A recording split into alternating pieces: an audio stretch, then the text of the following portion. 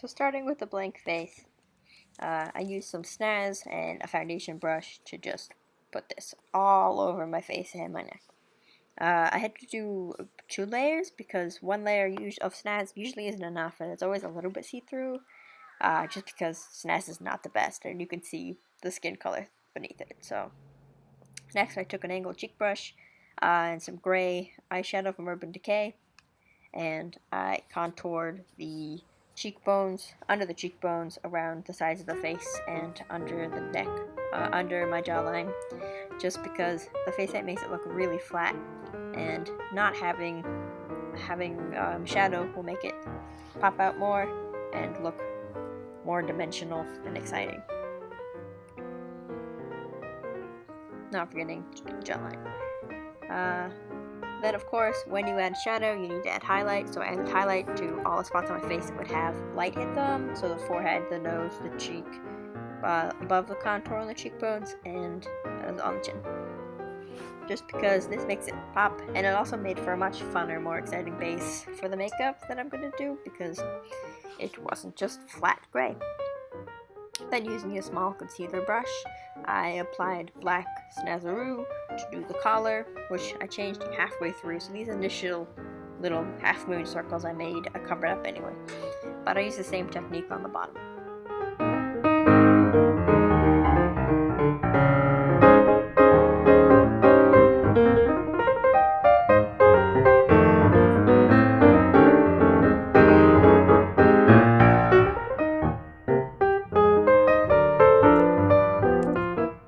After I outlined everything, I went back and I filled it all in with that big foundation brush again using black Snaz. I had to do this 2 coats because it's smeared in with the gray. Then, using a light gray eyeshadow, I shadowed underneath the collar, because wherever the collar would be, the fabric would cast a shadow on the skin. So I created that shadow using some eyeshadow. It definitely got messy towards the edges because I didn't care as much. Then, making sure the collar was darkest, closest to the collar, because that's where the most shadow would be. Then I used that oozy color again, my highlighting color, to bring back some of the dimension we'd lost by adding in some more highlights on the collar of where the light would actually hit, so around the sides of my body and down the middle. Then I added some more color. I think this is black, like Nightmare or something, just to show that those collar parts really curve and they are kind of sunken into the skin of the dragon. Then use this little angle brush to fill in my eyebrows, going from the middle of my nose all the way out and adding a nice curve, although this is not a very nice curve at all. These eyebrows are actually awful, which is what inspired the next portion of the makeup, where I tried to fix these nasty eyebrows I made.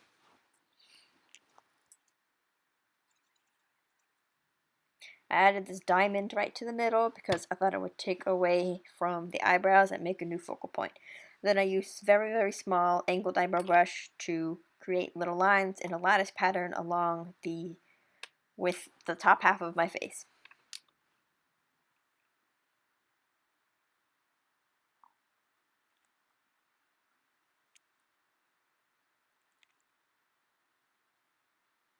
Then I went back in on the other side and did them the other way to create little diamond scales. Then came the tricky part, which was to take gray eyeshadow and put it in the top of each diamond and then drag it down. So you want to blend this gray color into each scale, so it makes a nice ombre with it being darkest at the top. Then I made sure to have the sides of my face be darker than the rest, because that's where the shadow would normally hit.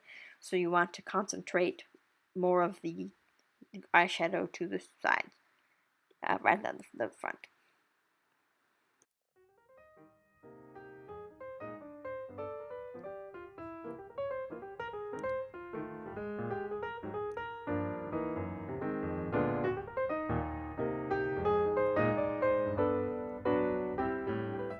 Then I went in with a black and the stubbier end of this brush, and I added black just to the inner top parts of every triangle to deepen the shadow.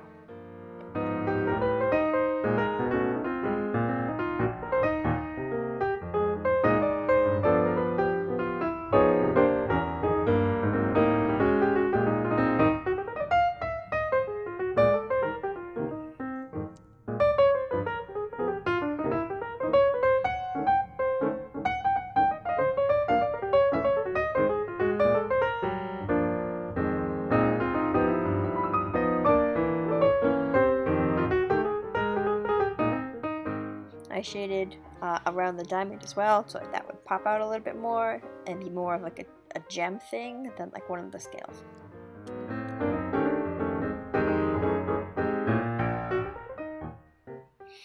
Then after I had done all the shadow, I went back in with my highlighting color, that Oozy from Urban Decay, and I patted that into the bottom of every scale so that there would be a shiny point where the light would reflect off the scale on every scale. Then filling in my lips with black snaz, which turned out to be very flat. So after I had filled them in, which took a while because I'm not very good at it,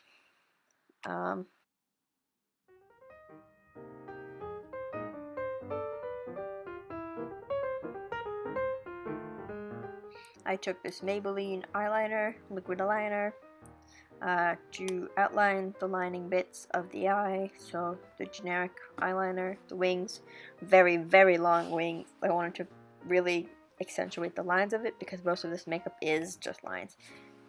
So then I used the liner to outline all the shapes of the collar that I had made, just to make the difference between the collar itself and the skin be more apparent, as well as adding some weird texture lines that didn't really show up in the final piece because of the collar covering it, or the cape, not the collar, sorry. So I just did some simple cross-hatching designs, and then I went in with this pencil eyeliner to fill in my waterline and the area around it to give it like a more intense eye, because the pink of my eye socket was still showing through the gray, so I wanted to make sure you couldn't see that as much by filling it in. I did it to the other side as well. Then I patted some of the Oozy color again onto my lips because the face paint is really matte and it makes your lips look weirdly cracked. So I wanted to take away from that and bring more interest to them by just highlighting them so they look weird and metallic and less just flat and gray.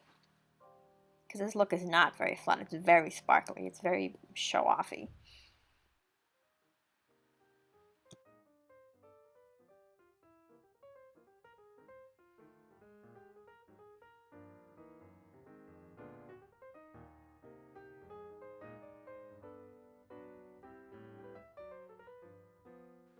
Then I did a quick coat of mascara and then covered the eyelids with light gray because the skin tone had started to show through.